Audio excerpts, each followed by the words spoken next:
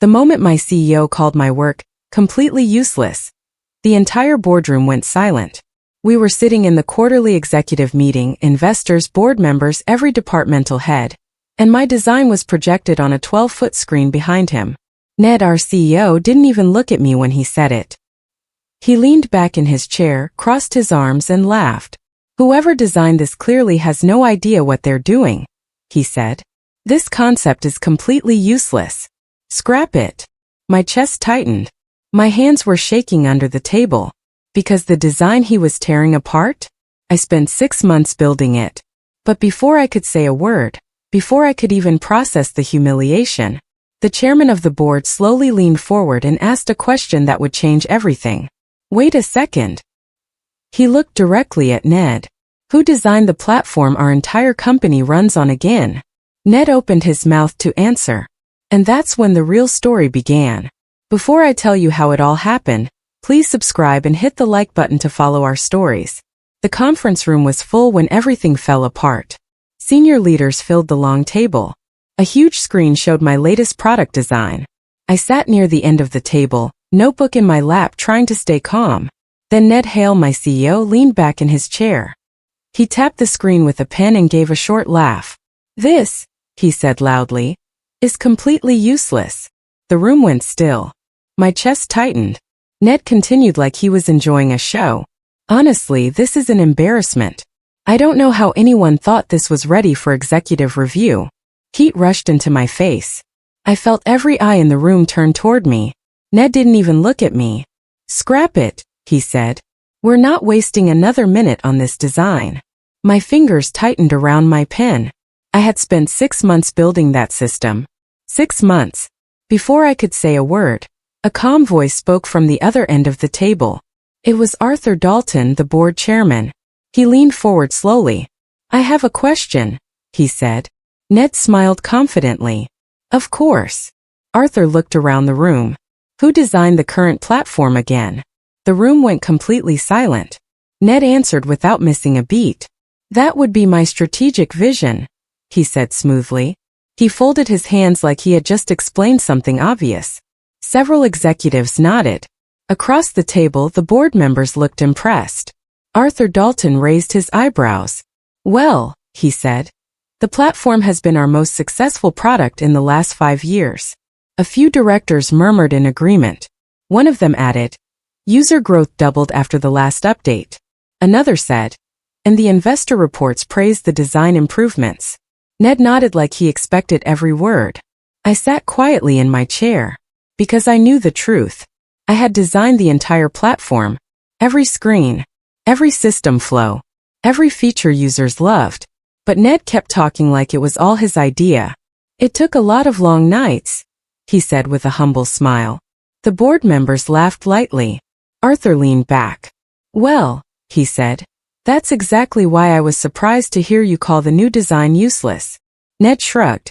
"I set high standards." His eyes flicked toward me for just a second. It wasn't a friendly look. It was a warning. "Stay quiet." I lowered my gaze to my notebook, but something inside me felt different today. Something heavy. Something tired. And for the first time in years, I wondered if staying silent had been a mistake. Ned had been taking credit for my work for years. The first time it happened, I told myself it didn't matter. 3 years ago, we launched a new dashboard system for customers. I had designed the whole thing from the ground up.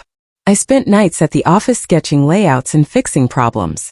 When the product launched, investors loved it. During the next investor call, Ned presented the system proudly.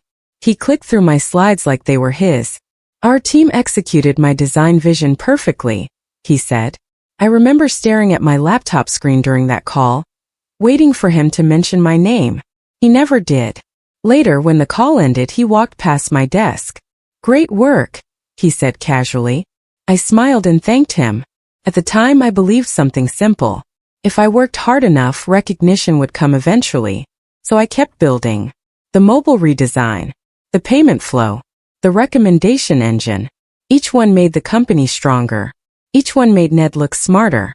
And every time he stood in front of investors, he spoke like the ideas came from him. I told myself it was teamwork. But sitting in that meeting room today, hearing him call my newest design useless, something finally became clear. Ned wasn't sharing credit. He was stealing it. The meeting ended 30 minutes later. People packed their laptops and walked out quickly. No one wanted to get caught in the tension hanging in the room. I stayed in my chair for a moment, staring at the dark screen. Then Ned's voice came from behind me. Lena. I turned slowly. He stood near the door with his arms crossed. Office. Now. His tone left no room for debate. I followed him down the hallway. The glass walls of the building reflected our footsteps. When we reached his office, he shut the door hard. Then he faced me. You embarrassed me in there, he said. I blinked. I didn't say anything. Exactly, he snapped. Your design embarrassed me. I tried to keep my voice steady. That system fixes the scaling problem we've had for 2 years. Ned waved a hand. Don't argue with me. Your job isn't to be the star here. He stepped closer. Your job is to make me look good, not compete with me. The words hung in the air. Then he dropped a folder on his desk. I've already drafted a new direction, he said. I opened it slowly.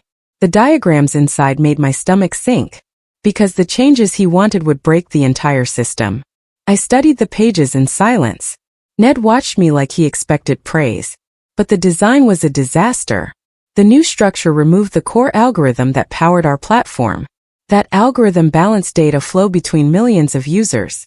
Without it, the system would collapse under heavy traffic. Ned, I said carefully, this would overload the network. He shrugged.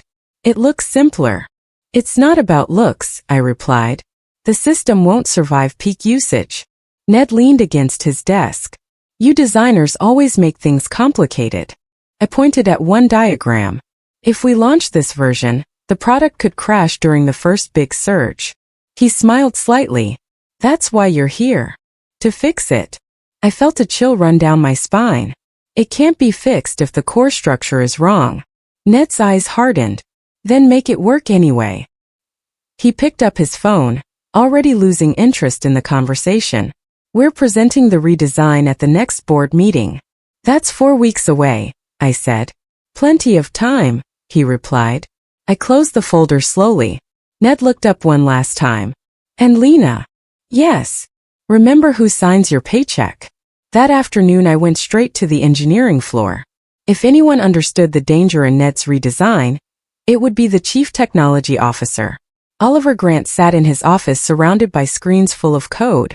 He looked up when I knocked. Hey Lena. What's up? I closed the door behind me and placed the folder on his desk. You need to see this. He flipped through the pages. His eyebrows slowly pulled together. Did Ned approve this? He created it, I said. Oliver leaned back in his chair. That's bold. That's catastrophic, I corrected. The load balancing system disappears in this version. He nodded slowly. I see that. I waited for him to react. To call Ned. To stop the plan. Instead he closed the folder calmly. Well, he said, Ned's the CEO. My stomach tightened. You're not concerned? Oliver sighed. Of course I am. But this isn't my fight. So we just build something that might destroy the platform? He shrugged slightly. We execute leadership decisions. I stared at him. The weight of the situation settled heavily in my chest. No one was going to stop this. And if the system failed, everyone would blame the person who built it. That person was me. 2 days later Ned gathered the leadership team again. This time the meeting was shorter. He stood at the front of the room with confident energy. I'm excited to announce our next major innovation, he said. The screen behind him displayed the words Visionary Platform Redesign. My stomach twisted. Ned spoke like a man launching a revolution. This update will simplify our entire system and push the company into a new era. No one mentioned that the system currently worked because of the architecture he planned to remove. Then he dropped the timeline. We will unveil the redesign at the quarterly board meeting. He paused dramatically. In 4 weeks. A few executives exchanged nervous looks. Ned smiled wider. Our product team will lead development. His eyes landed directly on me. Lena will manage the implementation. The room turned toward me again. I forced a small nod. Ned continued his speech about bold leadership and disruptive thinking. But I barely heard him. Because 4 weeks wasn't enough time to fix the design. 4 weeks was just enough time to build it exactly as he wanted. Which meant one thing. If the system failed during the presentation, the disaster would happen in front of the entire board. That night I stayed late at the office. The building was almost empty. Most lights were off except for the glow of computer screens. I opened a new folder on my laptop. Documentation.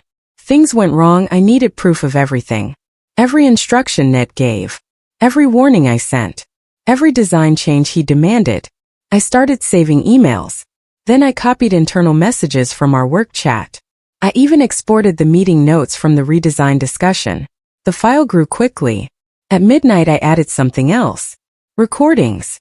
Our conference rooms automatically saved meeting transcripts. I downloaded the ones where Ned described the redesign. In several clips he clearly claimed authorship of the entire platform. Listening to those recordings felt strange. For years I had accepted those moments quietly. Now I heard them differently. Each sentence sounded like evidence. Around 1 in the morning I leaned back in my chair. Outside the windows the city lights shimmered. For the first time since the meeting my mind felt calm. Because even if everything collapsed later, the truth would still exist somewhere. Safely stored in a folder on my computer. 3 days later my phone rang during lunch. The number was unfamiliar. I stepped outside the building before answering. Hello. A warm voice replied. Hi, is this Lena Carter? Yes. My name is Daniel Brooks. I'm a recruiter working with several tech companies in the industry. I leaned against the railing. Okay. I'll be direct, he said. Someone recommended you after reviewing your product design portfolio. That surprised me. My public portfolio only showed small freelance projects. Which company? I asked. I can't reveal the name yet, Daniel replied. But they're a fast-growing competitor. My eyebrows lifted slightly. They're looking for a senior product leader. And you think I'm qualified? Daniel chuckled softly. I don't think. I know. My curiosity grew. What made them notice me? There was a short pause on the line. Let's just say, Daniel said carefully, people in this industry know more about your work than you might realize. The wind brushed against my face as I stared at the street below. For years I had worked quietly behind the scenes, but suddenly someone out there had been watching, and they knew exactly what I had built. Daniel called again the next morning. I stepped into a quiet stairwell to answer. Good timing, he said. The company I mentioned would like to speak with you today. That was fast, I replied. They've been watching your work for a while, Daniel said. This just made the timing right. I understood what he meant. The redesign project was already making noise inside the industry. Who is the company? I asked again. This time I can tell you, he said. It's a rising tech firm called Northbridge Labs. I had heard of them. They were known for moving fast and treating designers like leaders, not assistants. They're offering a head of product role, Daniel continued. My breath caught. That's a big jump. They believe you're already doing that job, he said. Just without the title. And the salary? I asked carefully. Daniel laughed softly. Triple your current one. I leaned against the wall. Why me? Because, he said quietly, they know who actually built your company's platform. A long silence followed. Then Daniel added one more sentence. And unlike your current CEO, they plan to give you full credit. For the first time in years, the future suddenly felt wide open. That night I couldn't sleep. My laptop glowed in the dark as I reviewed Ned's redesign again. Something about it bothered me even more now. Then I saw it. The structure looked familiar. Not because it was good. Because it came from one of my earliest prototypes. 2 years ago I had experimented with a simpler system architecture. It was only a rough draft. I had abandoned it quickly after discovering its weaknesses. Ned must have seen those early sketches in an old presentation. But he didn't understand why I rejected them. He thought the idea itself was the final design. I opened my archive files and compared them side by side. The match was obvious. Ned had basically copied my unfinished prototype and treated it like a masterpiece. But without the improvements I later built, the system was dangerously unstable. I leaned back slowly. That meant something important. Ned wasn't just pushing a bad design. He believed it was brilliant, which meant he would defend it no matter what happened. And if the launch failed, he would blame the only person connected to the build, me, unless I planned carefully. The next day I spoke with Northbridge Labs. The interview felt different from any conversation I'd had with leadership before. They asked thoughtful questions about product thinking, team leadership, and system design. No one interrupted me. No one took credit for my answers. At the end of the call, the company's founder smiled. "We'd love to have you join us." I felt a quiet rush of relief. "But I'm currently leading a major launch," I said. "When does it finish?" he asked. 4 weeks. He nodded. "We can wait 4 weeks." The offer arrived later that afternoon. The salary was real. The title was real. And most importantly, the contract listed me as the original designer of several systems I had built. They already knew. Before signing, I asked one question. "Why were you so confident about my work?" The founder answered simply, "Because talented people talk to each other." I signed the agreement that night. But I didn't resign. Instead, I emailed Daniel back with one line.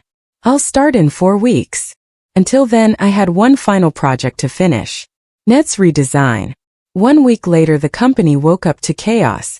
My phone buzzed nonstop before I even reached the office. When I opened social media, I saw the reason. Someone had leaked a video. It was a short clip from our executive meeting. Ned stood at the screen pointing to my design. "This is completely useless," he said loudly. The video cut there. But the damage was done. Thousands of comments flooded the post. People criticized the company's leadership style. Others mocked Ned for insulting his own product team. Industry blogs picked up the story quickly. Inside the office, employees whispered in the hallways. When I reached my desk, Oliver leaned over the divider. "You saw the video?" I nodded. "Everyone has." Before we could say more, Ned's assistant appeared beside my desk. "He wants to see you immediately." I followed her upstairs. Ned's office door slammed behind me the moment I stepped inside. His face was red with anger. "You leaked that video." The accusation hit the room like a hammer. "I didn't leak anything," I said calmly. Ned paced behind his desk. "That recording came from an internal meeting." "Yes," I replied. "And you were the only person in the room connected to that design." I crossed my arms slightly. Half the executive team was there. Ned pointed at me. "You're trying to embarrass me." The anger in his voice felt real, but underneath it I heard something else. Fear. "I'm busy building the redesign you asked for," I said. "Why would I leak a video that makes my job harder?" Ned stopped pacing. For a moment he seemed unsure. Then he grabbed his phone. "I should fire you right now." Before he could continue, his office phone rang. He answered with visible irritation. "Yes." He listened quietly for a few seconds. Then his expression changed. "Fine," he muttered before hanging up. "That was HR," he said slowly.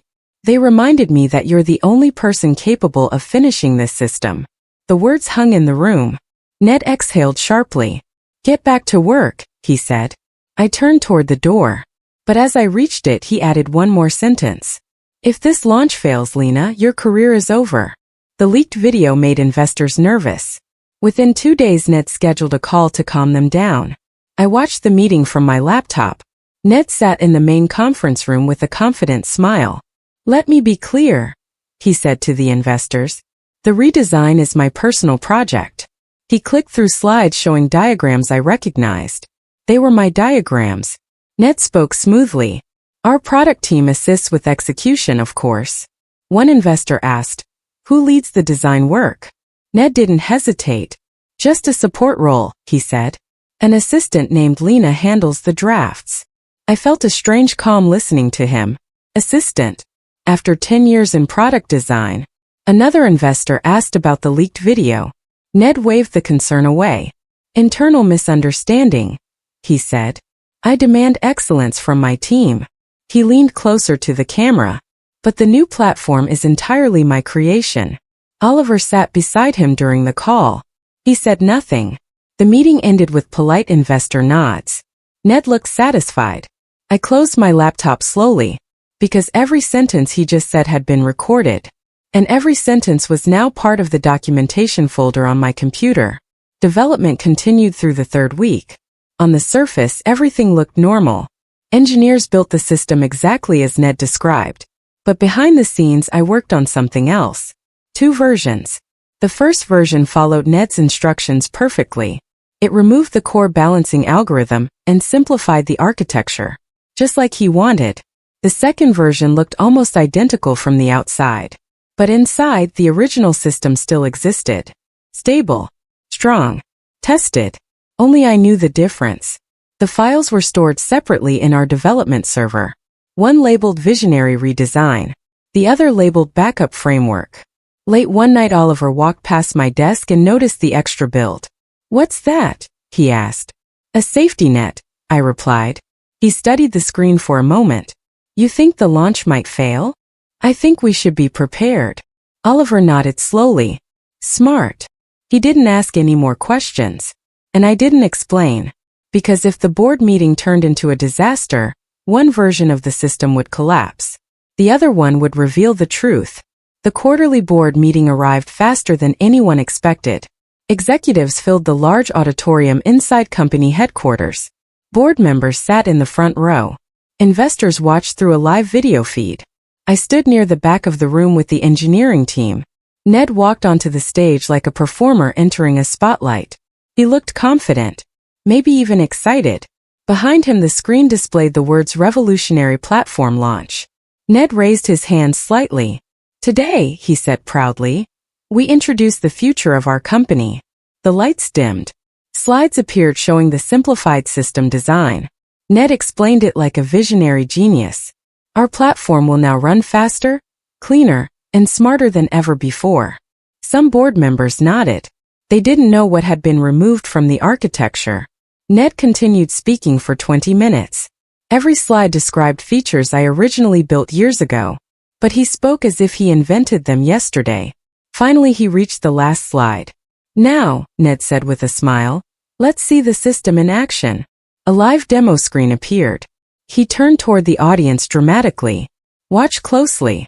I folded my arms quietly, because I already knew exactly what was about to happen. Ned clicked the demo button. For a moment, nothing happened. Then the system loaded. User dashboards appeared across the screen.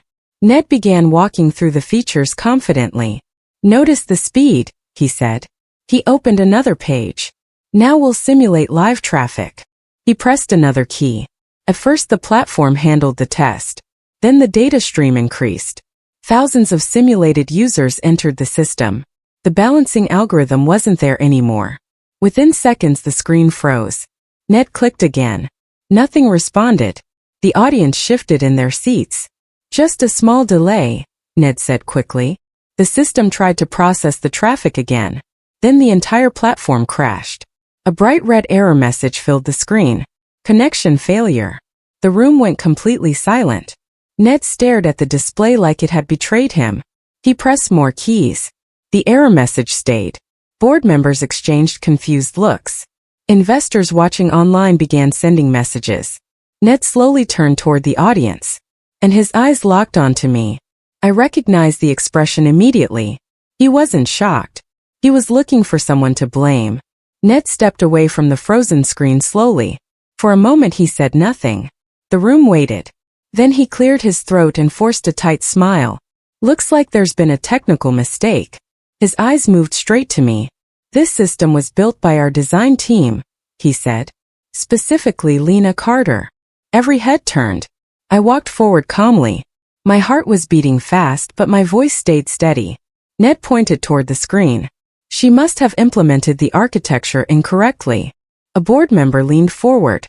"Is that true?" she asked. Before I could answer, another director spoke. "Let's slow down." He adjusted his glasses. "I'd like to see the design documentation first." Ned waved his hand quickly. "That won't be necessary. It's clearly an execution problem." But the chairman, Arthur Dalton, raised a hand. "No," he said firmly. "Documentation." The word echoed through the room. Everyone waited. I opened my laptop and connected it to the display. A folder appeared on the screen. months of files, emails, meeting notes, recorded transcripts. Ned shifted uncomfortably beside the stage. Because the moment the board opened those files, the story of the redesign was about to change completely. I clicked the first email. It showed Ned's original instructions for the redesign. Remove the load balancing system. The message read.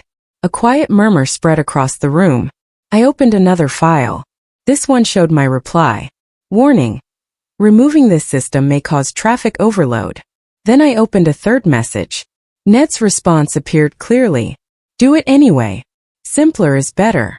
Board members leaned closer to the screen. The next document showed design revisions. Each one requested directly by Ned. Each one weakening the system further. Finally, I opened a meeting transcript. Ned's voice played through the speakers. The redesign is my concept, he said confidently. The room felt heavy with tension. Arthur Dalton folded his hands slowly. Lena, he said calmly, did you recommend against these changes? Yes, I replied. And were you instructed to build them anyway? Yes. Ned stepped forward quickly. This is being taken out of context, he said. But the evidence was already clear. The board had watched the demo fail. Now they were reading every warning I had sent before it happened. The silence in the room grew deeper. Because the story Ned told them was falling apart. I took a slow breath. There's something else you should see, I said. Ned's head snapped toward me. What are you doing? He demanded quietly. I ignored him. Another folder opened on the screen. Product history. Inside were documents from the past 4 years. I clicked the first file. It showed the design blueprint for our most successful platform feature. At the top of the page was my name.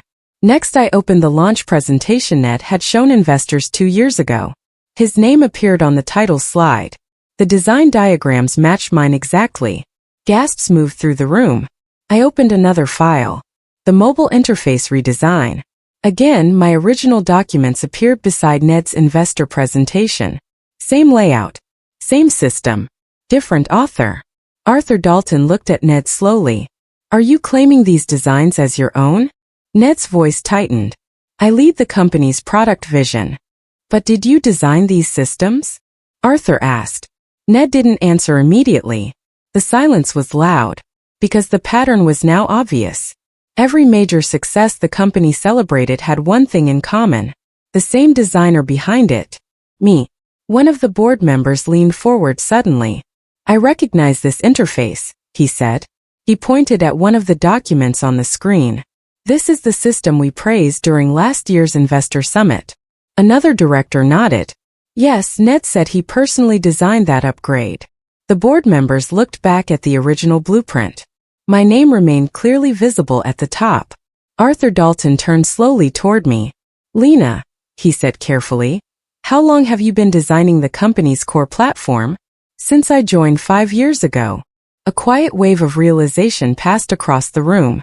Oliver shifted in his chair but stayed silent. Another director spoke. That would mean the user growth we celebrated came from her designs, someone finished. Ned's jaw tightened. You're misunderstanding leadership roles, he said quickly. But the board members were already connecting the dots. Every feature that made the platform successful traced back to the same person. The same product designer who had just been blamed for the crash. Arthur Dalton folded his hands again. His eyes settled on Ned with calm curiosity. And then he asked the question that changed everything. Arthur's voice was quiet but clear. If Lena designed all of these systems. He paused slightly. What exactly do you do here, Ned? The room froze. Ned opened his mouth, then closed it again. For the first time since I had known him, he looked uncertain. I lead the company, he said finally. Arthur tilted his head. Leadership usually involves accountability. Ned's voice sharpened. This is turning into a personal attack. Another board member shook his head. No. This is an investigation. Arthur gestured toward the frozen demo screen. The redesign failed because the architecture was weakened. He looked at the documents again. And according to this evidence, you ordered those changes. Ned tried to speak again, but the room had already shifted. The board members whispered quietly to each other. Investors watching the live stream were sending messages rapidly. Arthur stood slowly. "We're ending this presentation." He turned to the directors beside him. "I believe the board needs to meet privately." Ned's face turned pale. Because everyone in that room understood something now. The platform that built the company wasn't his creation. And the failure they just witnessed was. Within an hour, the board meeting had turned into an emergency session. Executives waited nervously in the hallway. Ned stayed inside with the directors. I sat quietly near the window with my laptop closed. Oliver walked over slowly. "You knew this might happen," he said. "I knew the system would fail," I replied. He sighed. "Ned pushed too hard." Before we could say more, the conference room door opened. Arthur Dalton stepped out with 2 other board members. His expression was serious. "Ned Hale has been removed as CEO effective immediately," he announced. The hallway fell silent. Arthur continued. "The board will begin a full internal investigation into leadership conduct and product oversight." Phones started buzzing everywhere as the news spread. Investors reacted quickly. Industry reporters were already calling the company. The stock price began falling within minutes. Ned walked out of the room shortly after. He didn't look at anyone as he passed. Just like that, the most powerful person in the company was gone. Arthur turned toward me. "Lena," he said. "Yes. We'll be reviewing the product team structure soon." I nodded politely. But inside I already knew something he didn't. In 2 weeks I wouldn't be working there anymore. 2 months after the board meeting, Ned Hale was gone. Not on leave. Not stepping down. The board removed him after the investigation confirmed something ugly. He had been presenting other people's work as his own for years. Emails, presentations, investor decks, all traced back to the same source. Me. But that wasn't the most satisfying part. The company tried to recover after the scandal. But there was one problem. The core product, the one generating most of their revenue, depended on the design system I built. And when I left, so did the next generation of it. Because by the time the investigation finished, I had already started my new job at their biggest competitor. 3 months later, our new platform launched. Cleaner, faster, smarter. Built from the original concept Ned once called completely useless. The tech media loved it. Investors loved it. Users loved it. And during the launch interview, the host asked me something that made the entire room laugh. "Your old CEO once said this design would never work. Any thoughts?" I paused for a second. Then I said the only thing that felt honest. "Yeah." He was right. The audience went quiet. I smiled and finished the sentence. It never worked for him. Because he never understood it. And the best part? A week later I heard Ned had applied for a consulting role at our company. HR rejected the application before it even reached my desk. Sometimes revenge isn't loud. Sometimes it's just watching the people who underestimated you realize they built their success on something they never actually understood. So I'm curious. If you were in my position, would you have let him take credit for years? Or exposed him the moment it happened?